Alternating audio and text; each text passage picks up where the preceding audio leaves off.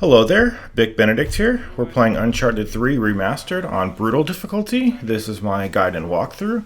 We're currently on Chapter 6 of 22. It is entitled The Chateau. Chateau, to my recollection, is a French mansion. So as we move through the countryside and approach the actual chateau, which is going to be a point of interest right here. There it is, right over there. We are going to be doing some scaling. This is a chapter reminiscent to me of Chapter 2 in Uncharted 1, where the same two characters are moving through an area that's just as lush as this area. Not quite as pretty, because the games, as they advanced, as the tech advanced, they got to be just phenomenal looking. But if you remember in Chapter 2, when they were talking about, I think it was Sully mentioning something about passing off a phony coin to someone named Pablo Escobar. I don't think we ever found out, did we, who Pablo Escobar is? Does it much matter? I don't think so. But anyway, what matters is that you're here and I'm here and I'm helping you out if you need help. Okay, so we're going to keep the side tangents to a minimum.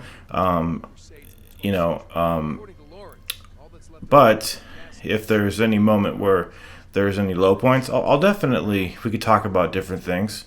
I'm not averse to doing that. So as we make our ascension up the wall over here, just get one thing. Just trying to get my water. Now, there's actually there's two ways to get into this chateau. The one way is the obvious way over here, if you just go through the cracked part of the house there. But I'm going to show you a different way to get in, and you take this way if you want to get one of the treasures. It's in here somewhere. So that's actually the second entrance into the chateau. Thought I would show you since it's the less obvious. The treasures are not as trickly. Is that a word? Trickly? Like in Uncharted 2, they really hid them hard to find. But in this game, they didn't hide them as hard to find. Maybe it was due to user complaint. I'm not sure. I used a walkthrough in any case to find them. Now, this is one of those parts that I was mentioning in a couple of the earlier videos about how you kind of are kind of thinking to yourselves how to solve the puzzle, kind of wool gathering amongst yourselves, trying to figure out what to do. I know exactly what to do because I just played through this game. I know that we have to lift this bureau up, and Sully needs to help us, so I'm approaching the bureau.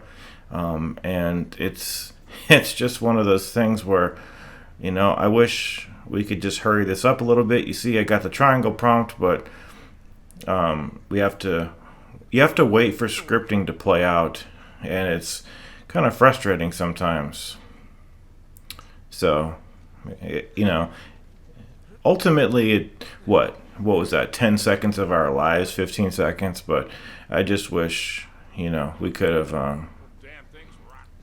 not have to deal with all of the narrative all of the time. But anyway, this chapter is a fun chapter. It's like a puzzle sort of chapter at first, a traversal chapter, and then it gets into the gunfighting. And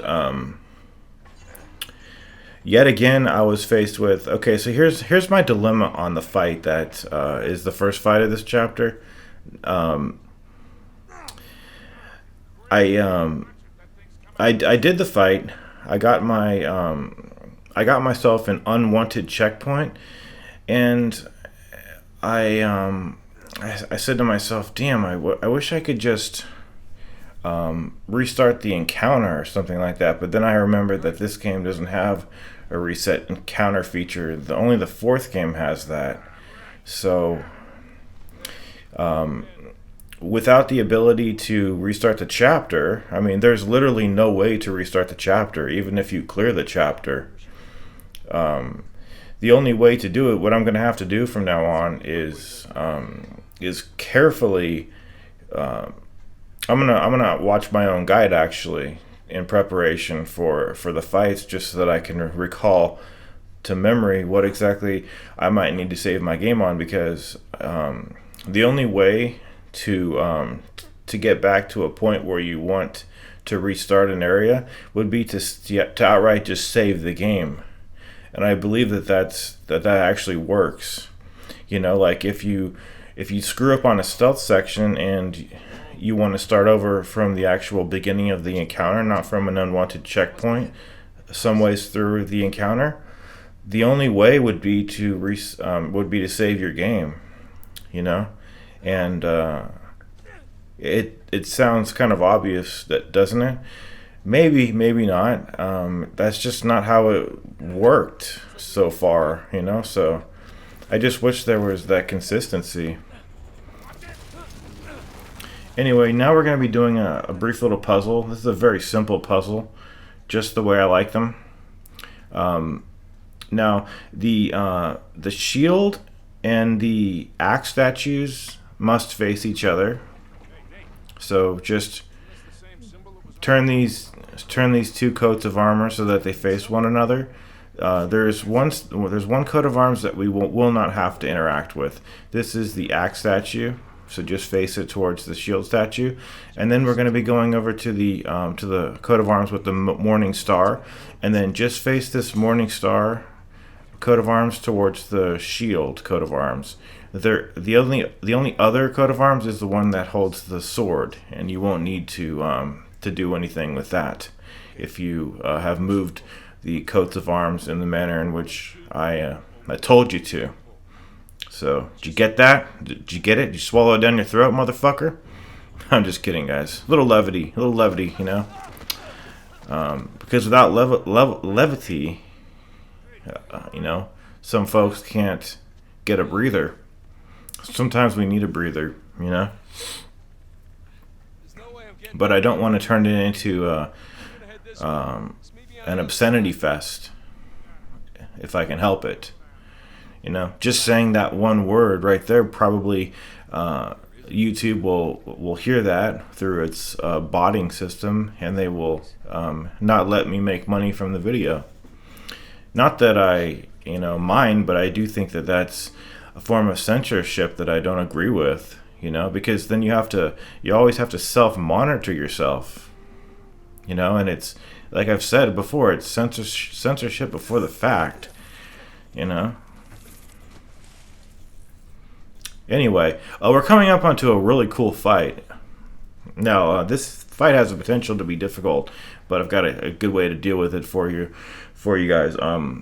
Now, my problem was that, just like I was alluding to, I got an unwanted checkpoint through the fight.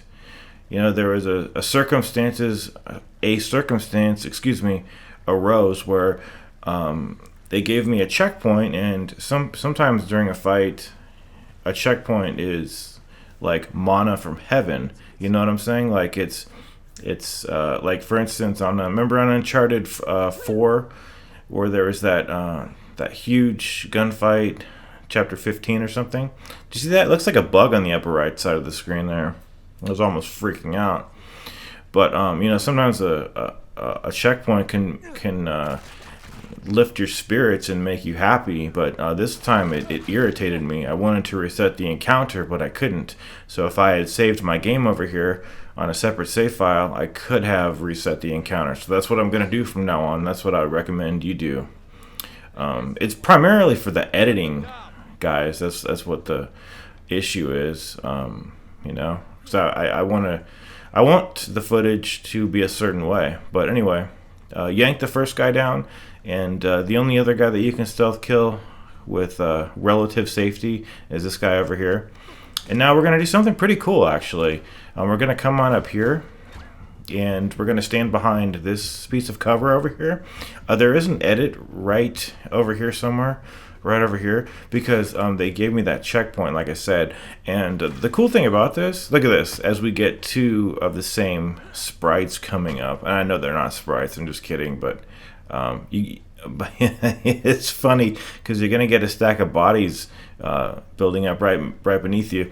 Now, at times you're gonna see me just fire a random shot. That's to let the enemies know that I'm up here, because they will kind of de-aggro a little bit, and I do want them all to come on up here so that I can do this to them. Now, sometimes he won't see the bodies that we're kind of shitting on these bodies over here, but sometimes he won't pull the enemy and smash them against the rock wall, so he'll go into a fist fight. But I had no problems with any fist fights over here. So, see, what happened over here was that I ended up getting the stack of bodies, and it actually it compromised my ability to do the stealth. So just kind of be careful about that. And I've got a sawed-off for myself, and I've got a sawed-off shotgun. Very helpful up here because enemies are going to be at close range to you. If you feel like it, just use a sawed-off on these guys. See this? It broke the ability to do the stealth. And he was killed right there, in case you didn't know. This is a potentially a hard part, and the strange thing about this is that after you kill like two people, the game checkpoints it, so you're no longer on the well. Now there are two ways to get up here. There is the way that we use to come on up here, and then there's also some bricks to the very left. But they don't come up through that way, so they only come up one way, so you're very safe about doing this. And to get the checkpoint, you are gonna have to come down and kill a couple guys who will dig themselves in. Another guy coming in, okay. Well, since the stealth broke, I'm probably gonna put this guy down with the sawed-off shotgun. Now, at some point, enemies will no longer come up here because there's just too many of them. Look at this. We're in Hog's Heaven, guys. Fucking bunch of hog shitters, man. So this is at about the time where no more guys will come up there. So we're going to have to go to the enemy. And there should just be a couple guys left as well. And then once you've killed all the ground-based guys, there's going to be about 2 guys in windows up above where the grenade tutorial is going to end up being. So be extremely careful. This spot over here is it's safe for the time being, but once those windows open up, see the windows up there, those wooden windows, once those open, we're going to have to employ the third-person cover trick and kill the 2 people behind the windows. So actually, okay, we ended up in a safe position. See, it would be kind of dangerous to end up behind that Jeep because, I think it's a little bit safer to do the third-person cover trick from somewhere else besides behind the Jeep. Now, this is a little bit sketchy, this cover here, because it's not a straight surface, so just kind of be careful. With 2 guys shooting at you, the ability to get killed is it goes up about 100% because this is a 2-bullet kill difficulty. And I got a critical on him. That was unbelievable. The criticals went way down starting in the second game. I may have even got a critical on this guy too. But after this, you definitely will get a checkpoint, and you're going to want to scour the environment and do the weapon switching trick. I'm going to get the AK-47 as well as the Defender. There's also that micro Uzi if you want to, as well as a sawed-off. So there's potentially 4 different weapons, and you can do the weapon switching trick so that you get as much ammunition for the 2 guns that you would like to carry into the next part as you want. Alright guys, after we've given this guy the pig's whooping that he definitely deserved by sneaking up on us, we're going to be doing this grenade tutorial. And by the way, they do checkpoint it once that guy busts open the door, just to allay any fears you might have of dying over there. They do checkpoint it. So when you hold L1, when you press L1 while you're holding L2, you do something with a grenade called an aim throw. If you've played Uncharted 2 and paid attention to the tutorial when it popped up in Chapter 4, I believe, wasn't Chapter 4 the dig? That's the chapter, I believe, that you get the grenades. Well, the aim throw is what you do when you want to automatically throw a grenade in a very quick manner. You are more vulnerable because you have to stick your neck out of cover to do it. And we could talk a little bit more about the aim throw in a moment, because do you see the gate down here? Now the gate down there is closed. It's going to open once you've killed about 3 enemies up here. Now there's another chest of grenades over here. It doesn't let you max out their grenades, but down below there should be enough to let you max out grenades. So once we kill about 1 more person, we will be getting a checkpoint, and you will notice that enemies will start rushing up the stairs. That is because they have access to the doorway now that the gate has opened. And we can do just a magnificent aerial takedown. I absolutely love that implementation of that particular takedown.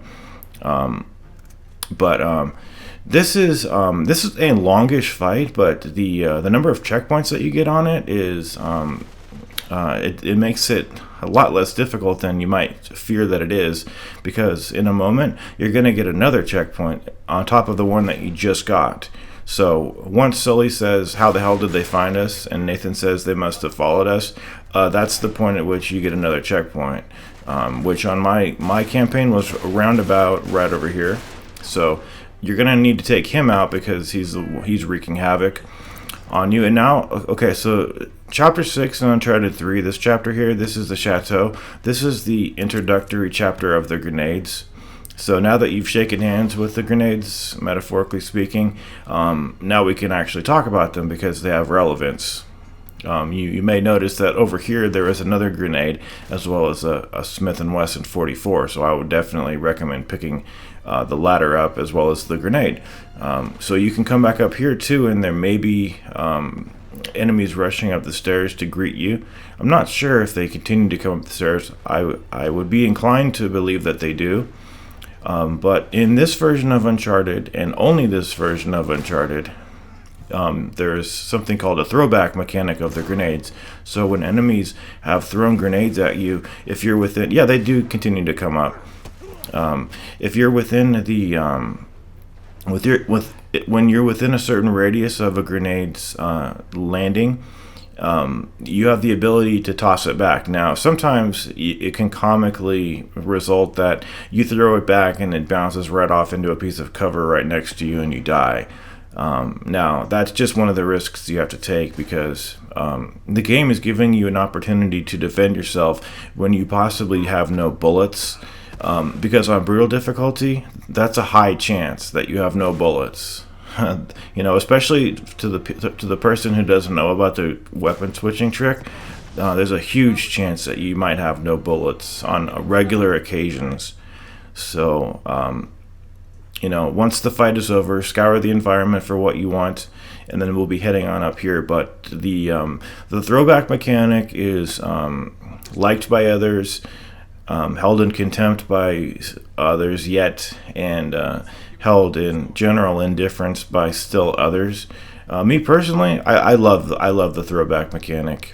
I think it's a very fun piece of interactivity that they didn't have to put in, but they did, and it's really fun to do so. And it could actually, of course you're going to run the risk of it killing you sometimes, but what about those times when you're holed up with no ammunition and you've got a shield guy approaching you, and a grenade is the only thing that might be able to fend off a shield guy's advance? It can definitely save you out of a jam. I honestly don't get killed to the throwback mechanic too much. That's just always been something that has worked out for me. But it's the irregularities of the games, from one to the next. And I hope this puzzle doesn't need too much explanation. Just follow the exact path I'm showing you here. But You know that nice feature of swapping shoulders when you're aiming with with the guns? Well, in the first and the second game, that extended that whole swapping shoulders mechanic. That also extended to the throwing of grenades. Now, before I move on with what I'm going to say, this table over here is something that you need to interact with, but you've got to go through the rigmarole of dialogue and exposition, and it's one of those things that I would just as well be able to do without. So I'm going to trim out a little bit of this. It ended up being like 40 seconds of just, you know, and it's not because I don't know what to do. I know exactly what to do, but we've got to, the game wants you to put on your thinking cap and butt heads with one another, and have a good old bull session over here with Sully before you guys finally figure out that you've got to move the table. But it's those irregularities, man. I tell you, because on this game, for some random reason, while you're aiming with the grenade to throw it, I'm talking about manually aiming it, not the auto throw or the aim throw as the game calls it. You can't swap your shoulders while you're throwing a grenade. You're limited to having the camera over his right shoulder. There's no swapping shoulders. Just why? I mean, why not? It's just one of those things, like taking the center camera feature out, not letting the person swap shoulders. It's this and this and this and this and that, I've always held that the more options the better. I don't think there can ever be too many options. Options are always good. But now we're coming to the conclusion of Chapter 6. We can talk much more about grenades and on all things, related to the mechanics. But if you're having trouble with this puzzle, I would suggest just taking a snapshot of what I'm going to end up with over here, and then that way you can place the correct animals over the correct symbols, and then move on with the remainder of the chapter. So anyway, a good chapter, and then once we get to the next chapter, we'll be in the same location. We'll be escaping an